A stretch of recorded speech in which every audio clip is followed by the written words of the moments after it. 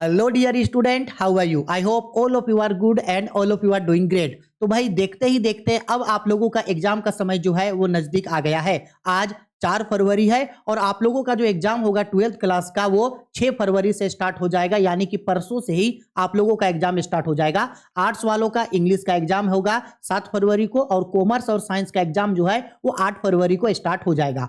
लेकिन अब सबसे इंपॉर्टेंट बात यह है कि जब आप लोग एग्जाम हॉल में बैठोगे और जो आप लोगों को आंसर शीट मिलेगा, एक्चुअल में उस आंसर शीट को आपको प्रेजेंट किस तरीके से करना है, यानी कि आपको आंसर शीट को लिखना किस तरीके से है। आपको ऑब्जेक्टिव क्वेश्चन और सब्जेक्टिव क्वेश्चन, चाहे वो कोई थ्योरेटिकल क्वेश्चन हो या कोई न्यूमेरिकल क्वेश्चन है या कोई ग्राफ से रिलेटेड क्वेश्चन है या कोई डायग्राम से रिलेटेड क्वेश्चन है, तो आपको आपके सभी सब्जेक्ट के आंसर किस तरीके से आंसर शीट में लिखना चाहिए, जिससे आप लोगों का एग्जाम में मार्क्स बहुत अच्छा आएगा। क्योंकि देखो, झारखंड एकेडमिक काउंसिल या बात करें तो किसी भी स्टेट बोर्ड में क्या होता है कि आप जितना अच्छा सुंदर राइटिंग पे लिखते हो, और अगर आपका राइटिंग सुंदर नहीं भी है, अगर राइटिंग थोड़ा बहुत है, फिर भी अगर आप उसको क्वेश्चन आंसर को अगर आप अच्छा से प्रेजेंट करके लिखते हो तो एग्जामिनर जो है आपका कॉपी अच्छा से चेक करता है और आपको जो है वो नंबर बहुत अच्छा देता है। देखो, बहुत सारे स्टूडेंट ऐसे होते हैं जो पूरा साल भर बहुत ज्यादा मेहनत करते हैं, लेकिन जब वो एग्जाम में जाते हैं और अपना आंसर शीट लिखते हैं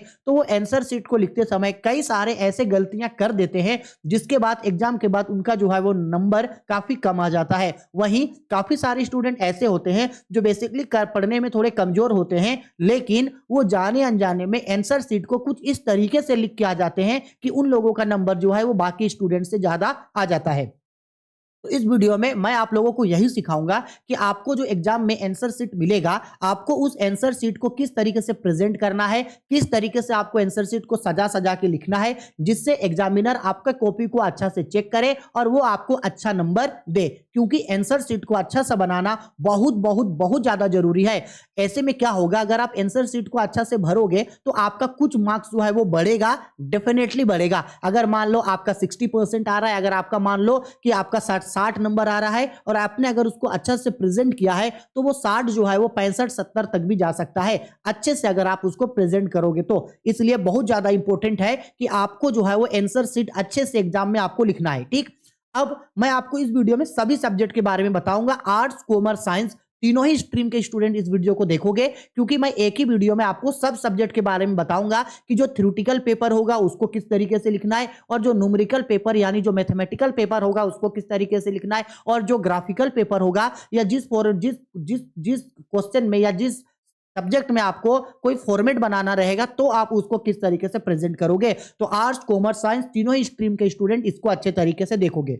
अब चलो हम लोग जानते हैं कि आंसर शीट किस तरीके से लिखना है। तो देखो, बेसिकली क्या होगा कि सबसे पहला काम आप लोग करोगे कि सबसे पहले जो आपको आंसर शीट मिलेगा एग्जाम हॉल पे, आप तो भाई आंसर शीट में सबसे पहले अपना नाम, अपना रोल नंबर, अपना रोल कोड, अपना सब्जेक्ट, अपना सिटिंग और अपना सिग्नेचर अच्छे तरीके से करोगे। वो फॉर्म यानी जो फ्रंट पेज होता है उसको भरने में हड़बड़ी या उसको भरने में गड़बड़ी बिल्कुल मत करना, हर एक चीज अच्छा से भरोगे। उसके बाद जब वो फ्रंट पेज को भर दोगे अपना डिटेल, उसके बाद जब आपको क्वेश्चन में जो आपको आंसर शीट होगा, एक्चुअल में वो आंसर शीट जो होगा ना, दोनों साइड से इस तरीके से एक छोटा सा मतलब इस तरीके से डॉट डॉट डॉट डॉट लकीर खींचा हुआ होगा। तो आपको जो भी क्वेश्चन आंसर लिखना है वो इसी बॉक्स के अंदर लिखना है, इस बॉक्स के बाहर आपको नहीं जाना है।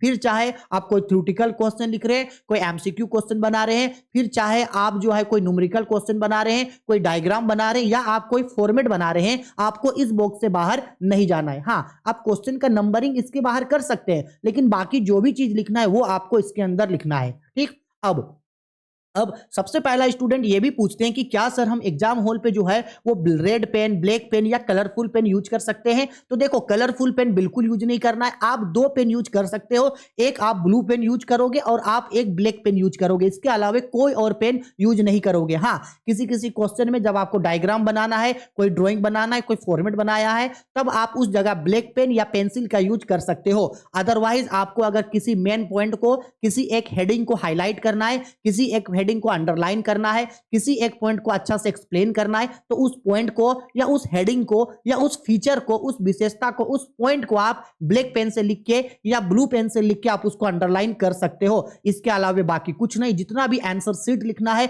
वो आप ब्लू पेन से ही लिखोगे।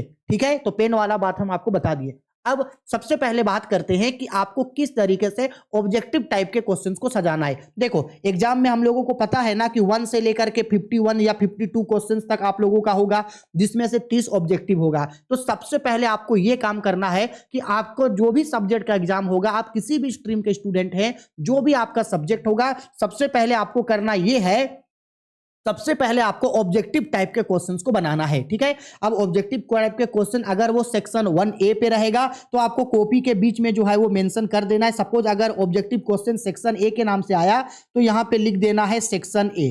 क्या लिख देना है? Section A. अगर कोई हिंदी में लिखोगे तो हिंदी में लिखना कंड खंड खा, पेपर में लिखा रहेगा। जब इस तरीके से सेक्शन ए लिखे, अब आप सारा एमसीक्यू एक साथ बनाओगे। बेसिकली 1 से लेकर के 30 तक एमसीक्यू रहेगा, किसी किसी सब्जेक्ट में 1 से लेकर के आपका 25 तक एमसीक्यू होगा। तो जितना भी एमसीक्यू होगा सबको आप एक ही जगह बनाओगे। ठीक, अब सबसे पहला एमसीक्यू का बात करें, थ्योरेटिकल एमसीक्यू किस तरीके से लिखना है। तो देखो जितना भी आपका थ्योरेटिकल वाला एमसीक्यू होगा, चाहे हिंदी ले लो, बिजनेस स्टडी ले लो, या चाहे तो आप इकोनॉमिक्स ले लो, या चाहे तो आप आपका हिस्ट्री ले लो, पॉलिटिकल साइंस ले लो, या तो फिजिक्स केमिस्ट्री ले लो, जिसमें थ्योरेटिकल क्वेश्चन होगा।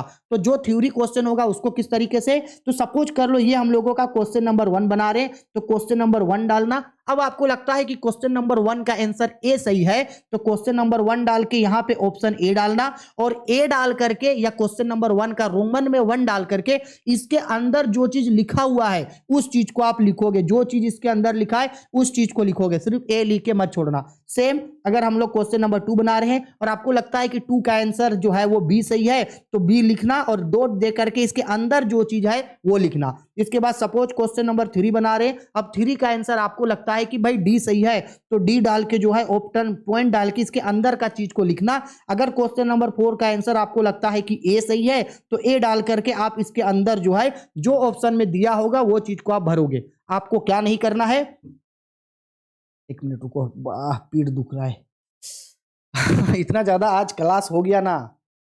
देखो अगर मान लो कि आपको इस तरीके से अगर देता है, अगर आप इस तरीके से करते हो कि आपको लगता है कि 5 का आंसर है सी और सी लिख करके आप छोड़ दिए, आपको लगता है कि 6 का आंसर है डी और डी लिख करके सिर्फ छोड़ दिए, तो भाई ये क्या है पता है, ये गलत है। इस तरीके से आपको एग्जाम में गलती नहीं करना है। आपको वो ऑप्शन लिखना है और उस ऑप्शन के अंदर जो चीज दिया है आपको उस चीज को भी लिखना है, तब जाकर के आपको नंबर मिलेगा और यही चीज जो है आपका एक्चुअल में सही माना जाएगा।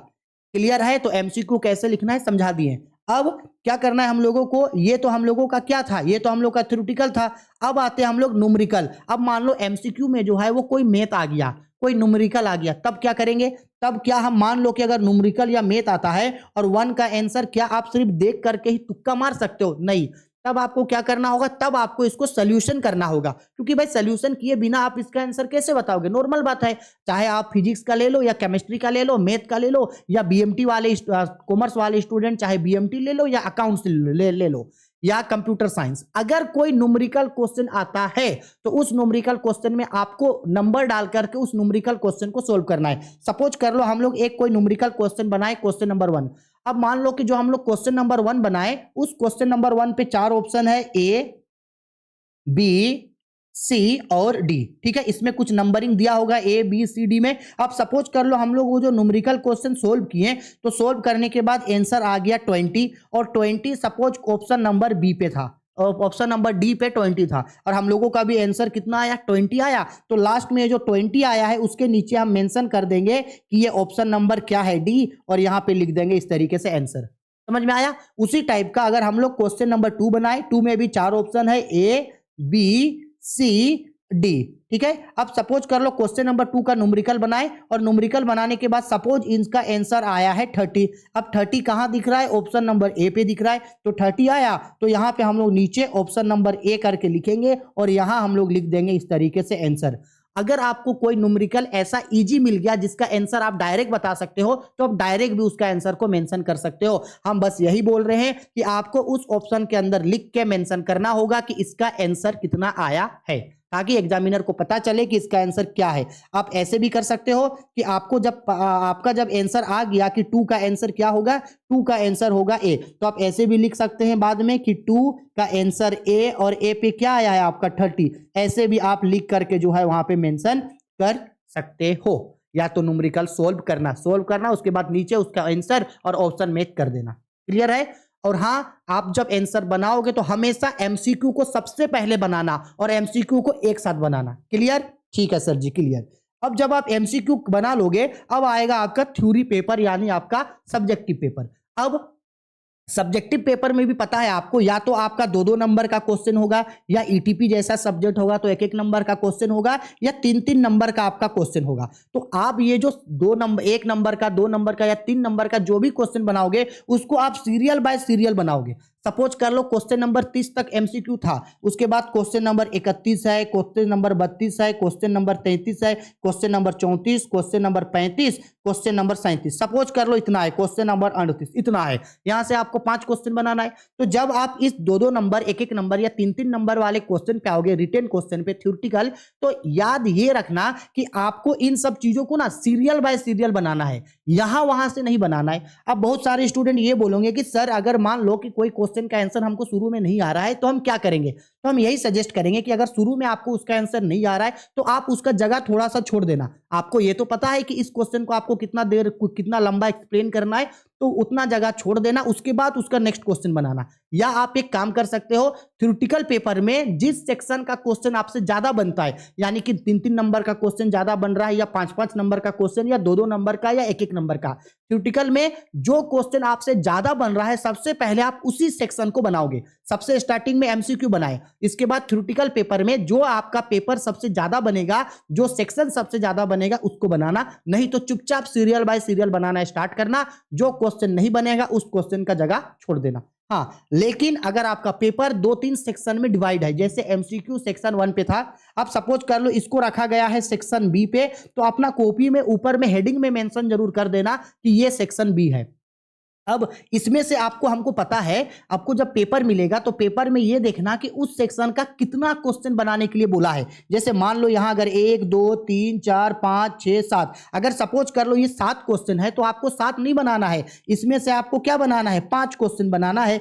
तो जिस क्वेश्चन को आप 5 बना सकते हैं उसको पेपर में, क्वेश्चन पेपर में उसको टिक लगा देना कि ये क्वेश्चन बनाएंगे और बनाना स्टार्ट कर देना। सब क्वेश्चन बनाना नहीं है, जितना क्वेश्चन मांगेगा उतना क्वेश्चन बनाना, लेकिन सीरियल बाय सीरियल बनाओगे। क्या भाई? सीरियल बाय सीरियल बनाओगे। ठीक है। अब इसी बीच मान लो कि आपका अगर कोई ये न्यूमेरिकल क्वेश्चन आता है, तब क्या करेंगे? तो भाई न्यूमेरिकल क्वेश्चन में तो है, न्यूमेरिकल क्वेश्चन में भी इसी तरीके से सीरियल बाय सीरियल बनाओगे और उसका जो आंसर आएगा वो लिख देना। इसी बीच बोलोगे कि सर अगर इसमें मान लो हम लोगों का कोई डायग्राम या कोई पाई चार्ट वाला क्वेश्चन आ जाता है, या मान लो कोई अकाउंट्स का कोई क्वेश्चन दे दिया जिसमें हम लोगों को फॉर्मेट बनाना है, तब क्या करेंगे? तो स्टार्टिंग में पता है ना, इस तरीके से दोनों साइड लकीर खींचा हुआ रहेगा, हम बताए थे, इसके अंदर बनाना है। तो जब आप अकाउंट्स में जब आप फॉर्मेट बनाओगे तो आपको इसके बाहर नहीं जाना है, आपको जो भी फॉर्मेट बनाना है, जर्नल का या किसी भी चीज का फॉर्मेट बनाना है, इसके अंदर बनाओगे। साइंस वाले स्टूडेंट, अगर आपको किसी तरीके का कोई ड्राइंग, कोई ग्राफ बनाना है, तो भी आप क्या करोगे? ये जो इस तरीके से जो लकीर खींचा हुआ, इसके अंदर ही आपको जो है वो हर चीज बनाना है। क्लियर है? अगर मान लो इकोनॉमिक्स का कोई क्वेश्चन बना रहे हैं और इकोनॉमिक्स में अगर कोई ग्राफ है, तो वो भी ग्राफ आप जो है इसके अंदर ही जो है वो ग्राफ को मेंशन करोगे, इसके बाहर आपको कुछ भी मेंशन नहीं करना है। ठीक। अब ये जो आप लोग ग्राफ बना रहे हो, या जो आप इस तरीके से कोई भी डायग्राम बना रहे हो, या आप किसी भी तरीके का फॉर्मेट बना रहे हो, इस चीज को बनाने के लिए या तो आप ब्लैक पेन का यूज कर सकते हो, किसका यूज कर सकते हो? ब्लैक पेन का, या चाहे तो आप इसके बदले पेंसिल का यूज कर सकते हो। अब आपको जो अच्छा लगे, ग्राफ बनाने के लिए, चार्ट बनाने के लिए, फॉर्मेट बनाने के लिए, आप चाहे ब्लैक पेन या पेंसिल, चॉइस इज योर, आपको जिसमें अच्छा लगे आप उसमें बना सकते हो, लेकिन गलती से भी कलरफुल पेन वगैरह लेकर के मत जाना। क्लियर है? ठीक है सर जी, चलो समझ गए। इसके बाद जब आप सेक्शन बी मान लो बना दिए, 2-2 नंबर का क्वेश्चन बना दिए, इसके बाद जब आप 3-3 नंबर वाले क्वेश्चन पे आओगे या 5-5 नंबर वाले, यानी सपोज सेक्शन सी पे आओगे, तो हेडिंग लिख देना ऊपर सेक्शन सी। उसके बाद यहां जितना भी क्वेश्चन होगा उन क्वेश्चंस को भी आप सीरियल बाय सीरियल लिखोगे। ई नहीं करोगे कि पहले क्वेश्चन नंबर 50 बना दिए, फिर क्वेश्चन नंबर 48 बना दिए, फिर क्वेश्चन नंबर 47 बना दिए, फिर क्वेश्चन नंबर 51 बना दिए। इधर उधर नहीं बनाओगे। एमसीक्यू भी जो आप बनाओगे, एमसीक्यू भी सीरियल बाय सीरियल होना चाहिए, 1 2 3 4 5 6, ताकि जो एग्जामिनर आपका कॉपी चेक करे वो एकदम सेटिस्फाई हो जाए कि अरे वाह, स्टूडेंट तो बड़ा अच्छा लिखा है। इस तरीके से होना चाहिए।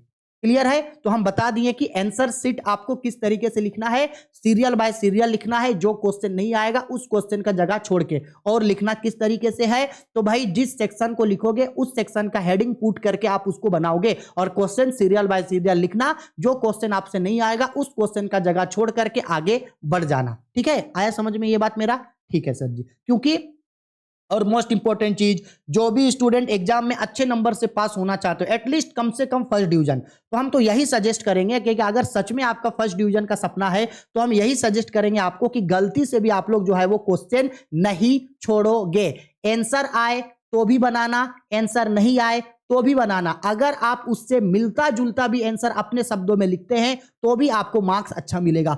जरूरी नहीं है कि क्वेश्चन आंसर आपको बुक से रटना है, बुक का याद करना है, नहीं, ऐसा कोई जरूरी नहीं है। अगर बुक का याद हुआ तो ओके, नहीं याद हुआ है तो कोई बात नहीं। अगर आप उससे मिलता जुलता भी आंसर लिख दोगे तो भी आपको जो है वो अच्छा मार्क्स मिलेगा। बहुत अच्छा लिखोगे तो फुल मिलेगा। अगर वो किताबी भाषा में नहीं है तो भी, समझ में आया? इसलिए डरना नहीं, बस माइंड में डाल के रखो कि कोई भी सब्जेक्ट हो हम क्वेश्चन नहीं छोड़ेंगे, नहीं छोड़ेंगे। आंसर आएगा तो भी बनाएंगे, आंसर नहीं आएगा तो भी बनाएंगे, लेकिन क्वेश्चन नहीं छोड़ेंगे। इतना चीज माइंड में डाल करके रखो मेरा बात। ठीक है, चलो अब मोस्ट इंपॉर्टेंट चीज, ये तो समझ गए सर कि एग्जाम में जो है वो सीरियल बाय सीरियल लिखना है, जिस सेक्शन को बनाएंगे वो सेक्शन लिखना है, एग्जाम में गलती से भी क्वेश्चन नहीं छोड़ना है, फॉर्मेट बनाना है, ग्राफ बनाना है, ड्राइंग बनाना है, पाई चार्ट बनाना है। तो उस समय में हम लोग क्या करेंगे, ब्लैक पेन या पेंसिल यूज कर सकते हैं। हर चीज को उस बॉक्स के अंदर हम लोगों को लिखना है, समझ गए?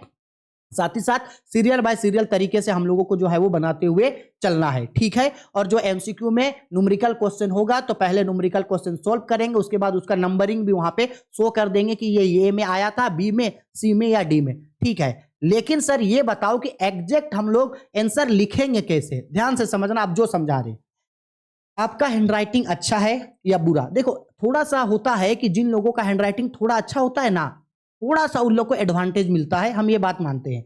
लेकिन जिसका हैंडराइटिंग थोड़ा खराब है या जो हैंडराइटिंग अच्छा नहीं है उसका नंबर काटा जाता है, ऐसा नहीं है। ठीक है, हाँ, जिसका हैंडराइटिंग अच्छा है उसका थोड़ा सा मार्क्स मिलने का चांसेस ज्यादा होता है, लेकिन खराब वाले को मार्क्स कम मिलेगा, ऐसा कुछ नहीं है। खराब वाले को अगर वो अच्छा लिखा, हैंडराइटिंग खराब है, तो भी उसको अच्छा मार्क्स मिलेगा। यानी अब देखो आपको करना क्या है, लिखना किस तरीके से है। जब कभी भी आप लोग किसी भी क्वेश्चन का आंसर लिखोगे तो याद रखना, कभी भी अगर कोई आंसर लिखते समय अगर आपका गलती हुआ, सपोज कर लो आप कोई आंसर लिख रहे हो, ये कोई आंसर लिख रहे हो, ठीक है सर जी, अब मान लो कि आंसर लिखते समय यहां आपका कोई पॉइंट गलत हो गया, तो गलत हो गया का मतलब ही नहीं कि आप उसको इस तरीके से काटो, या गलत हो गया मतलब ही नहीं कि उसको आप इस तरीके से काट दो, गलती हो गया, छी रुको, नहीं काटेंगे, ओहो ना ना ना गलती हो गया, इस तरीके से नहीं करना। अगर आप इस तरीके से करोगे तो वो बहुत ज्यादा पेपर गंदा दिखेगा, तो एग्जामिनर जो है वो इरिटेट होकर के आपको नंबर कम देगा। तो सर करेंगे क्या? तो सिंपल है, पहली बात तो ट्राई करो कि गलती हो ही ना। अगर मान लो कि बाय चांस गलती हो गया, तब क्या करेंगे, सपोज कर लो यहां कोई वर्ड गलत लिखे, तो कुछ मत करो, उस वर्ड को नहीं काटो, उसके जगह जो है आप एक सही वर्ड को लिख देना। गलत वर्ड हो गया छोड़ दो, उसके जगह आप एक सही वर्ड को लिख देना, लेकिन ये नहीं कि बहुत ज्यादा उसको जो है वो काटना स्टार्ट कर देना। लेकिन अगर मान लो आप कोई मैथ बना रहे हो और मैथ में अगर कैलकुलेशन करते समय सपोज कर लो आपको मल्टीप्लाई करना था 6 × 5, तो ये आता 30, अब गलती से आप वहां पे 300 लिख दिए। अब आप बोलोगे सर इसको काटे या नहीं? अरे भाई इसको काटना होगा, चुपचाप से यहाँ क्या करना है, इसको इस तरह से लकीर खींच देना, लिखना 6 × 5 और बगल में लिख देना ये आया 30। यानी हम ये बोल रहे हैं अगर काटना होगा तो थोड़ा सा माइनर काटना होगा का मतलब ये नहीं कि अगर 6 × 5 गलत आया तो पूरा इसको इस तरह से काट दिए, ऐसा नहीं करना है आपको। गलत हुआ ट्राई करो कि अगर वो थ्योरेटिकल है तो उसके बगल में सही आंसर लिख दो, और अगर न्यूमेरिकल है तो उसको एक छोटा सा लकीर दे करके काट के लिखो। ठीक, और जब आप एग्जाम में लिखोगे तो आपको अपना आंसर साफ साफ और दूर दूर लिखना है। बहुत सारे स्टूडेंट को हम देखते हैं, सबसे पहला तो ये समझ लो बहुत सारे स्टूडेंट बहुत ज्यादा जो है वो क्लोज लिखते हो, बहुत सटा सटा के। ठीक है, यानी देखो इस सेंटेंस के अंदर कुछ वर्ड यहां लिखा, फिर यहां, फिर यहां, फिर यहां, एकदम गिजमिज गिजमिज गिजमिज गिजमिज गिजमिज गिजमिज गिजमिज गिजमिज, यानी पूरा क्लोज सटा सटा के लिखता है। तो भाई आपको सटा सटा के नहीं लिखना है, आंसर के बीच जो है वो थोड़ा थोड़ा सा गैप छोड़ना है। एक वर्ड लिखो थोड़ा गैप दो, एक वर्ड थोड़ा गैप, एक वर्ड थोड़ा गैप, एक वर्ड थोड़ा गैप, इस तरीके से गैप करके लिखना, एकदम सटा करके नहीं लिखोगे। ठीक, और एक चीज ध्यान रखना है कि आपको कभी भी बहुत ज्यादा छोटा छोटा आंसर नहीं लिखना है, यानी कि छोटा छोटा वर्ड्स में आंसर नहीं लिखना है, थोड़ा सा बड़ा बड़ा अपना हैंडराइटिंग में लिखना है। आपका हैंडराइटिंग अगर बहुत छोटा होता है तो थोड़ा सा छोटा को कंट्रोल करो, इतना हद से ज्यादा छोटा नहीं लिखना है, थोड़ा बड़ा, और बड़ा में भी बहुत बड़ा मत लिख देना कि आलू जैसा, एकदम तरबूज जैसा, इतना बड़ा नहीं, थोड़ा मीडियम साइज का लिखना, इतना बड़ा भी नहीं और बहुत ज्यादा छोटा भी आप लोग नहीं लिखोगे। आगे मेरा बात समझ में? ठीक है, चलो आगे बढ़ते हैं। अब देखो क्या होगा, हाँ हम बोले क्या कि कभी भी जो है वो क्लोज तरीके से आप लोग नहीं लिखना, कभी भी जो है वो गलती होगा, उस गलती को जो है वो बहुत ज्यादा आप लोग क्या करोगे, इस तरीके से जो है वो कट कुट करके नहीं दिखाओगे। अगर वो थ्योरेटिकल है तो उसके बगल में सही आंसर आप लोग लिखोगे, ठीक है। हाँ ठीक है, रुको, और कुछ कुछ चीज है हमको याद करने जो जो हमको आप लोगों को बताना है। देखिए इतना चीजों के अलावे कुछ कुछ चीजों का आपको ध्यान रखना है। क्या? हर एक सब्जेक्ट में थोड़ा थोड़ा कुछ कुछ खास चीजों का आप ध्यान रखोगे। सबसे पहला, सपोज कर लो कि अगर आप इंग्लिश का एग्जाम दे रहे हो तो इंग्लिश का एग्जाम देते समय जैसे नोटिस होता है तो उस नोटिस को आप फॉर्मेट में बनाओगे जो होता है। और साथ ही साथ जैसे आप कोई न्यूमेरिकल एग्जाम दे रहे हो, जैसे कि अगर मान लो अकाउंटेंसी का आपका एग्जाम हो रहा है तो अकाउंटेंसी का एग्जाम में जो फॉर्मेट होता है आपका, उस फॉर्मेट को आप प्रॉपर बनाओगे। उसके बाद जब आप जर्नल बनाओगे तो जर्नल एंट्री के बाद आप नरेशन बनाओगे और फॉर्मेट को क्लोज करोगे। कोई लेजर खोलते हो जैसे कि रिवैल्यूएशन अकाउंट या पार्टनर्स कैपिटल अकाउंट या तो फिर बैलेंस शीट बनाते हो या कैश फ्लो स्टेटमेंट बनाते हो, तो उन सभी का फॉर्मेट आपको प्रॉपर क्लोज करना है। सिमिलर अगर आप इकोनॉमिक्स का एग्जाम दे रहे हो तो इकोनॉमिक्स एग्जाम में अगर आपको किसी क्वेश्चन में ग्राफ मांगा है तो उस ग्राफ को आप या तो ब्लैक पेन से बना सकते हो या तो फिर पेंसिल से भी बना सकते हो। हर क्वेश्चन में ग्राफ बनाना जरूरी नहीं है। अगर क्वेश्चन में ग्राफ मांगा है तो आप ग्राफिकल प्रेजेंटेशन उसका दे सकते हो, नहीं तो आपसे जिस क्वेश्चन का ग्राफ बन सकता है उस क्वेश्चन का जो है आप ग्राफ बना सकते हो। हर क्वेश्चन में ग्राफ देना है ऐसा जरूरी आपका नहीं है, ठीक है। इसके अलावे जितना भी आपका सब्जेक्ट है उस सब्जेक्ट का एग्जाम देते समय आपको बस ध्यान रखना है कि जो न्यूमेरिकल क्वेश्चन होते हैं या जो आप लोगों का फॉर्मेट वाला क्वेश्चन होता है उस फॉर्मेट को जो है आपको इस बॉक्स के अंदर, यानी पेपर के चारों ओर जो लकीर खींचा होगा सीधा सीधा, आपको इसी बॉक्स के अंदर ही जो है आपका हर पेपर को आपका एग्जाम देना है। बस यही मोटा मोटा चीज है आप लोगों के एग्जाम के लिए। भले ही ये सारा चीज आप लोगों को ऐसा लगेगा ये सारा चीज तो हम लोगों को पता है, लेकिन बाबू अगर यही सारा चीज अगर एग्जाम में आप लोग गलती करके आओगे तो आप लोगों का जो है वो नंबर जो है वो ऑलरेडी कम हो जाएगा। इसलिए क्वेश्चन का प्रेजेंटेशन करना, आंसर शीट को अच्छे से प्रेजेंट करना बहुत बहुत बहुत ज्यादा जरूरी है। हर एक चीज जो हम बताए हैं आप लोगों को, उन सारी चीजों को आप अच्छे तरीके से ध्यान रखोगे। एग्जाम लिखने में आप कभी भी जो है वो गड़बड़ी नहीं करोगे और बहुत ज्यादा क्वेश्चन आंसर को गलत नहीं लिखोगे। सामने सामने नहीं लिखना है, दूर दूर लिखना है, ठीक है। चलो एक बार हम लोग क्विक रिवीजन कर लेते हैं कि अब तक हम लोग क्या पढ़े। सबसे पहला, आपको ब्लैक और ब्लू पेन यूज करना है, इसके अलावे और कुछ नहीं। हाँ कभी कभी ब्लैक पेन के अलावे आप पेंसिल यूज कर सकते हैं। ब्लैक और ब्लैक पेन या पेंसिल कहाँ यूज करना है? जहां आपको कोई पॉइंट को अंडरलाइन करना है, कोई ड्राइंग बनाना है, किसी चीज का फॉर्मेट बनाना है, ग्राफ बनाना है या किसी एक पॉइंट्स का हेडिंग लिखना है, उस समय में आप ब्लैक पेन का यूज कर सकते हो या अंडरलाइन करने के लिए ब्लैक पेन या पेंसिल यूज कर सकते हो, नहीं तो नहीं। बाकी जितना भी एग्जाम लिखना है वो ब्लू पेन पे लिखोगे। दूसरा, जितना भी क्वेश्चन आंसर आपको लिखना है सब आपको इसी बॉक्स के अंदर आपको लिखना है। तीसरा, सीरियल बाय सीरियल आपको सारा क्वेश्चन आंसर लिखना है। सीरियल बाय सीरियल का मतलब होता है कि आपको जो है सबसे पहले एमसीक्यूज बनाना है, उसके बाद शॉर्ट टाइप क्वेश्चन, फिर उसके बाद लॉन्ग टाइप क्वेश्चन, और जिस जिस आपका सेक्शन का क्वेश्चन आप बनाओगे उसका हेडिंग ऊपर में जरूर मेंशन कर देना कि ये क्वेश्चन जो है वो इस सेक्शन का है, और सीरियल बाय सीरियल आप सारे क्वेश्चंस को लिखोगे।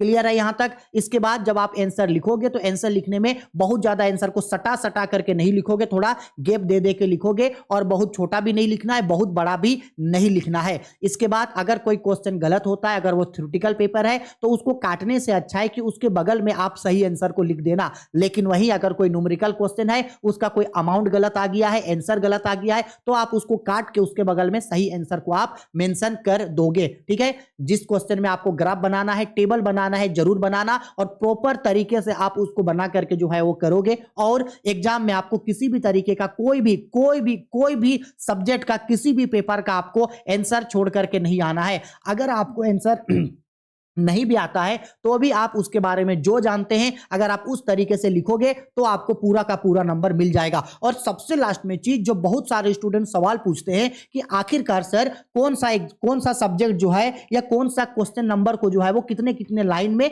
या कितने कितने पेज में लिखेंगे। मोस्ट स्टूडेंट ये सवाल पूछते हैं। तो देखो सबसे पहला बात, ऑब्जेक्टिव को हम हटा दे रहे हैं क्योंकि ऑब्जेक्टिव तो हम सबको पता है। ऑब्जेक्टिव अगर थ्योरेटिकल होगा तो वहीं पे ऑप्शन ए बी सी जो डालना है डाल देंगे जो होगा। अगर यही ऑब्जेक्टिव अगर मान लो न्यूमेरिकल बेस ऑब्जेक्टिव होगा तो उस समय उसको सोल्व करना है और सोल्व करने के बाद उसका आंसर को मेंशन करना है। अब देखो न्यूमेरिकल में वो कितना लंबा बनेगा या कितना छोटा बनेगा वो डिपेंड करता है आपके कैलकुलेशन पे। तो न्यूमेरिकल को तो हम लोग हटा ही देते हैं ऑब्जेक्टिव और सब्जेक्टिव दोनों से। लेकिन जो थ्योरीज होता है, क्या होता है भाई, थ्योरीज होता है, उसको आखिरकार कितना कितना लिखेंगे। अगर मान लो सिंपल समझ लो, अगर कोई थ्योरी जो है वो अगर 1 मार्क्स का है, ध्यान से समझना मोस्ट इंपॉर्टेंट चीज, कोई थ्योरी अगर कितने मार्क्स का है, 1 मार्क्स का अगर कोई थ्योरी है तो इसका आंसर आपको जो है एक सेंटेंस में लिखना चाहिए। ये मेरा मानना है। कितने सेंटेंस में भाई, एक सेंटेंस में, एक सेंटेंस में लिखना चाहिए। या इसका आंसर जो है आप 1 वर्ड में भी लिख सकते हो अगर वो पॉसिबल है तो,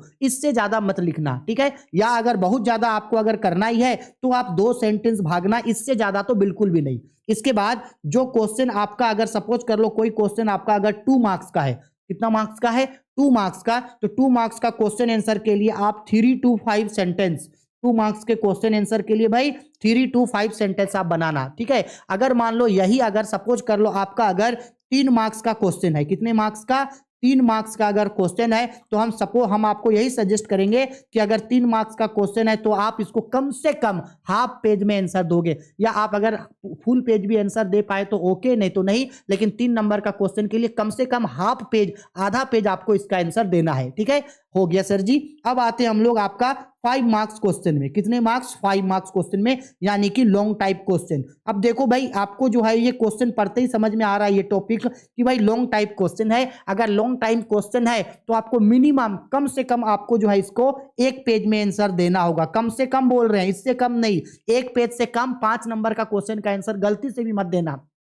थ्योरेटिकल बात करें, फिर चाहे आप हिंदी का एग्जाम में बैठे हो या इंग्लिश का एग्जाम में बैठे हो, बिजनेस स्टडी का एग्जाम में बैठे हो, पॉलिटिकल साइंस, हिस्ट्री, कोई भी सब्जेक्ट का एग्जाम है, अगर वो थ्योरेटिकल है, 5 नंबर का क्वेश्चन का आंसर कम से कम आप एक पेज में लिखोगे। अब ये जो 5 नंबर वाला क्वेश्चन है इसमें भी एक चीज होता है कि ये जो 5 नंबर वाला क्वेश्चन है, अगर मान लो इसमें अगर आपको अगर कोई क्वेश्चन का विशेषता पूछ लिया है, आपसे अगर किसी क्वेश्चन का सपोज कर लो किसी क्वेश्चन का आपको क्या है, लक्ष्य पूछ लिया है, या किसी क्वेश्चन का सपोज कर लो आपको उद्देश्य पूछ लिया है, या किसी क्वेश्चन में आपको समझ लो इसका महत्व पूछ लिया है, यानी कि आपको फीचर्स पूछ लिया है, ऑब्जेक्टिव्स आपको एम पूछ लिया है, ऑब्जेक्टिव पूछ लिया है, इंपॉर्टेंस पूछ लिया है, टाइप्स पूछ लिया है।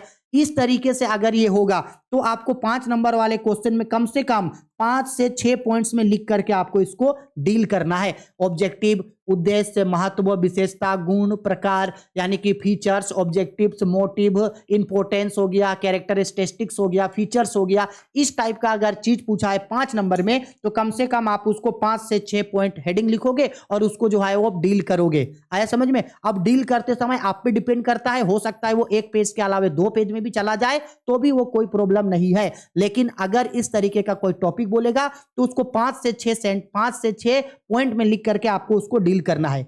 आया समझ में? बस अगर आप एग्जाम देते समय इस तरीके की चीजों को ध्यान में रखोगे और इस तरीके से अगर आप अपने आंसर शीट को लिख करके लाओगे, इस तरीके से पैटर्न में सजा के अच्छे हैंड राइटिंग में कंप्लीटली तरीके से और इस तरीके से हर चीज को अगर अच्छे मैनर में बना करके लाओगे तो डेफिनेटली आपका एग्जाम में मार्क्स अच्छा आएगा। बस आपको कभी भी, हम बार बार बोल रहे हैं, आपको गलती से भी एग्जाम में क्वेश्चन छोड़ना नहीं है।